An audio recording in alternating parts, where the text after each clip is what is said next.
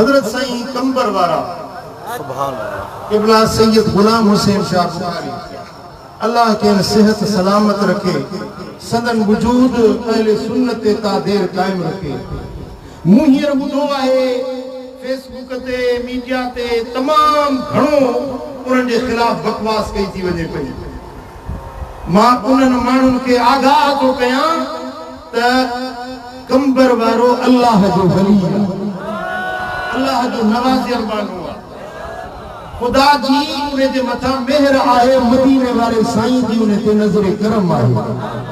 खुदा वास्ते अल्लाह वारन सां दुश्मनी न रखो, न तो तबाह ऐं बर्बाद।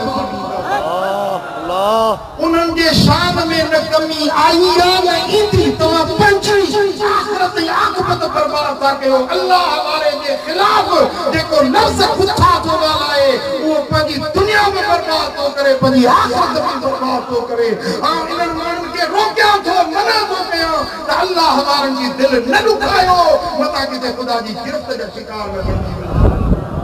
अज़ियतुल मोमिन नक्सिल काबत सबईन मर्रा। मदीने वाले साईं फरमाए के मोमिन जी दिल रंजाइण, मोमिन जी दिल ॾुखाइण एॾो गुनाह हुआ जे 70 भेरा काबे खे वञी ड्राहिण, बैतुल्लाह के ड्राहिण, काबतुल्लाह के मिसमार करण।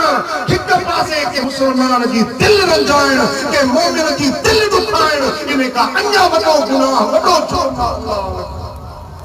साईं फरमाइन था जे इस्लाम के अंदर मदीने वाले साईं जी हदीस मुस्नद अहमद बिन हंबल के अंदर साईं फरमाइन था जे इस्लाम के अंदर अच्छी दाढ़ी कया, मुसलमानी के अंदर जे पंजी जवानी गुजारे पीरी में दाखिल किया, उन दी इज्जत अल्लाह भी करलो, उन दी इज्जत अल्लाह जो रसूल भी करलो।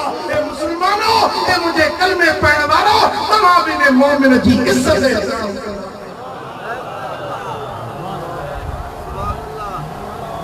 अल्लाह के दोस्तन की दिल न दुखायो, खुदा के दोस्तन क्या ऐब न बोलियो, उन जो खताऊं न चूंजो। मुझा दोस्तों, अल्लाह का दोस्त अल्लाह के ॾाढा प्यारा है। मन आदा ली वलियन फकद आज़मतहु बिल हर्ब। सही बुखारी में, सही मुस्लिम में मुत्तफक़ुन अलैहि हदीस। साईं फरमाइंदा जे मुझे वली जी दिल दुखाई, जे मुझे वली के इज़ायो, मां अल्लाह उन सां जंग जो ऐलान तो कया। जैसा अल्लाह जंग करे सो खटंदो या हराइंदो, खटंदो या हराइंदो। मुझा दोस्तों, यो कदे भी सोभारो न थींदो जे अल्लाह वारे सां जंग जोटी आ।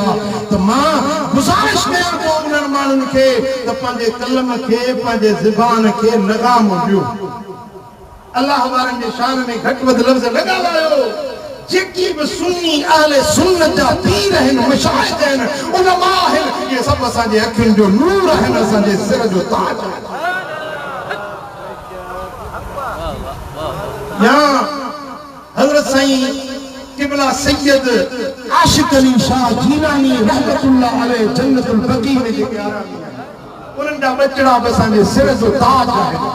असां उन्हनि सां बि मोहब्बत ऐं प्यार रखंदा आहियूं।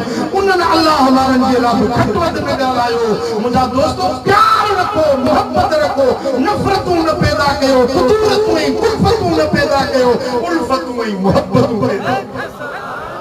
मोहब्बतुन जा बड़जार बणजो, नफ़रतुन ऐं कुदूरतुन जा सौदागर न बणजो।